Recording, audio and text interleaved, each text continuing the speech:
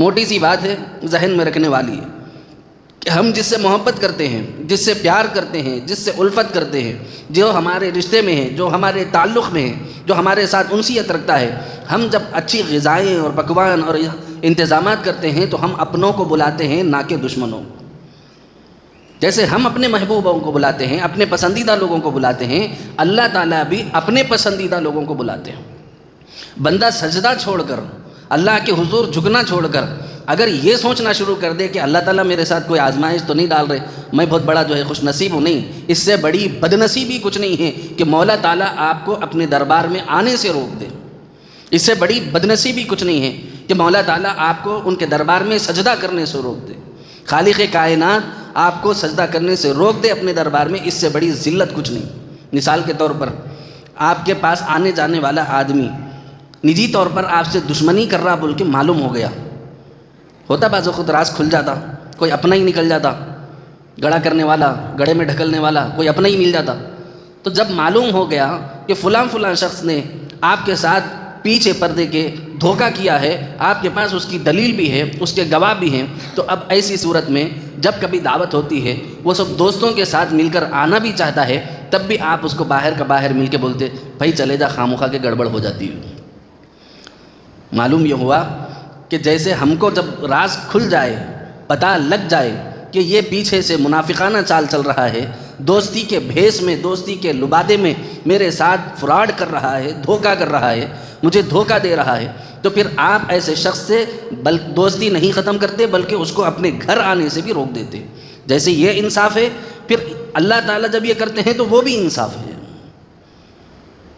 Fraud کر رہے ہیں، دھوکہ کر رہے ہیں، تو جیسا ہمارا اس کو روکنا انصاف ہے، اسی طریقے سے اللہ تعالیٰ کا بندے کو روکنا بھی انصاف ہے۔ تو جب بندہ اللہ کے ہاں چاہتے ہوئے بھی نہیں جا سکتا، چاہتے ہوئے بھی نہیں وہ داخل ہو سکتا، جیسے ہم اپنے دوست کو نکال دیتے ہیں چونکہ اس کے اندر منافقانہ روش آ گئی ہے، اسی طریقے سے اللہ بھی ہمیں اپنے دربار سے ہٹا دیتے ہیں کیونکہ ہمارے اندر منافقانہ روش آ گئی ہے۔ ہماری خلوت الگ ہو گئی ہے، ہماری جلوت الگ ہو گئی ہے، ہمارا اندرون الگ ہو گیا، ہمارا بیرون الگ ہو گیا۔ ظاہری حالت ہماری کچھ اور ہے، باطنی حالت ہماری کچھ اور ہے۔ ایسے شخص کو چاہیے کہ وہ انفرادی طور پر اللہ کے حضور میں رو کر گڑ گڑا کر دعا مانگے اور اللہ سے اپنی دوستی پکی کرے، اپنا تعلق مضبوط کرے، ورنہ ہوگا کیا؟ پھر ہوگا یہ کہ اللہ تبارک و تعالیٰ ڈھیل دیتے رہیں گے، یہاں تک کہ بعض لوگوں کو دیکھا گیا کہ کفر اور شرک میں تک مر چکے، کفر میں مر گئے، شرک میں مر گئے۔ اس لیے کبھی بھی اس ظام میں مبتلا نہیں رہنا کہ مجھے اور آپ کو اللہ توفیق اور سعادت نصیب فرمائے اس بات کی کہ ہمیں احساس ہو جائے کہ کہیں میرے اللہ مجھ سے ناراض تو نہیں ہے۔ آزمائش کا معاملہ اللہ کی طرف سے اگر ہے تو پھر بندے کو چاہیے کہ وہ اس کے مزید قریب ہو، یہ انفرادی بات ہے۔ اب آزمائشیں اجتماعی آ رہی ہیں، جیسا کہ مثال کے طور پر کرونا وبا آئی، یہ آزمائش عمومی ہے، مجموعی آزمائش ہے۔ جو بندہ اللہ کی اس آزمائش اور امتحان سے سبق لے کر اللہ اور اس کے رسول کے قریب ہوتا ہے تو پھر وہ آدمی اس عمل میں کامیاب ہے، اور جن لوگوں نے اس سے سبق نہ لیا پھر وہ لوگ جو ہے گمراہی کی طرف اور مزید بڑھتے رہیں گے، کوئی ان کو فرق پڑنے والا نہیں۔ مثال کے طور پر ابھی فلسطین کے حالات، غزہ کے حالات، حماس کے حالات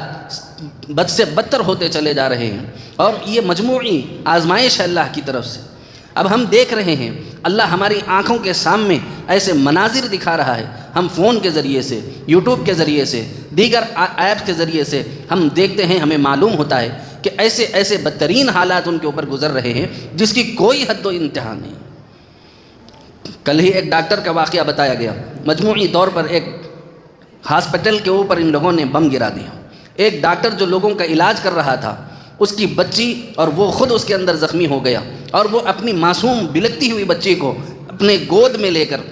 بازو سلایا ہوا ہے، اور خود ڈاکٹر بھی زخمی ہیں، اس کی بیٹی بھی زخمی ہے، ہزاروں لاکھوں فلسطینی بچوں اور ماؤں کا علاج کرنے والا خود جب آزمائش میں مبتلا ہو گیا تو ایسے سنگین حالات میں، ایسے سخت ترین حالات میں بھی وہاں پر اس ڈاکٹر کی زبان پہ یہ جملے ہیں، وہ عربی میں ہے، میں اس کو آپ کو اردو میں ٹرانسلیٹ کر کے بتا رہا ہوں۔ وہ اپنی زبان سے یہ کہہ رہا ہے، اللہ آپ ہماری بچیوں کو قبول فرما لیجئے، آپ ہمارے بیٹوں کو قبول فرما لیجئے، آپ ہماری آل کو، اولاد کو، نسلوں کو، ہم کو شہادت عطا فرما دیجئے، مگر ہماری ایک گزارش ہے، ایک ریکویسٹ ہے کہ آپ ہم سے راضی ہو جائیے۔ ہم چھوٹے موٹے حالات پر پریشان ہو جاتے ہیں، ہزاروں لوگ، لاکھوں لوگ، کروڑوں لوگ جو ہے دربدر ہو گئے، سبوں گھر جو ہے نا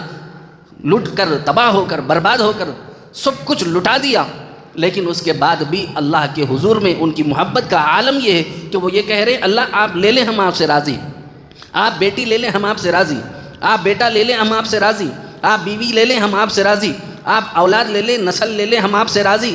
آپ بس آپ راضی رہیں۔ اگر آپ راضی نہیں ہیں تو ہم خسارہ و نقصان میں ہیں، اگر آپ راضی ہیں تو ہم کامیاب ہیں۔ یہ وہ ڈاکٹر کہہ رہا ہے۔ یوٹیوب پر ذرا الٹے پلٹے چیزاں دیکھنے کے بجائے یہ دیکھو، یہ سبق لینے والی چیز ہے۔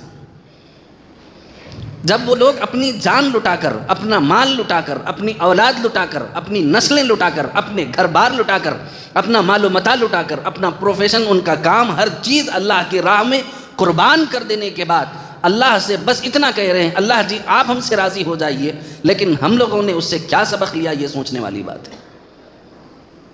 ہم لوگوں نے اس سے کیا میسج لیا؟ یہ ابتلا جو اللہ کی طرف سے آئی ہے، یہ آزمائش جو اللہ کی طرف سے آئی ہے، معصوم بچوں کو ہاتھوں میں خون سے تربتر ہم دیکھ رہے ہیں، ماؤں کو تڑپتے ہوئے ہم دیکھ رہے ہیں، بچیوں کو بلکتے ہوئے ہم دیکھ رہے ہیں، اور خون سے تربتر دیکھنے کے بعد ہمیں اتنی توفیق نہیں ہوتی کہ کم از کم ہم اپنا تعلق اپنے اللہ سے مضبوط کر لیں۔ اس سے بڑی بے غیرتی مسلمان کے اندر کیا ہو سکتی ہے؟ اس سے بڑی بے شرمی، بے حیائی مسلمان کے اندر کیا ہو سکتی ہے؟ اب ہم اللہ کے کس امتحان میں کامیاب ہونا چاہتے ہیں جبکہ ہم اتنے بڑے امتحان میں فیل ہو رہے ہیں؟ ہماری مسجدیں آج بھی پر نہیں،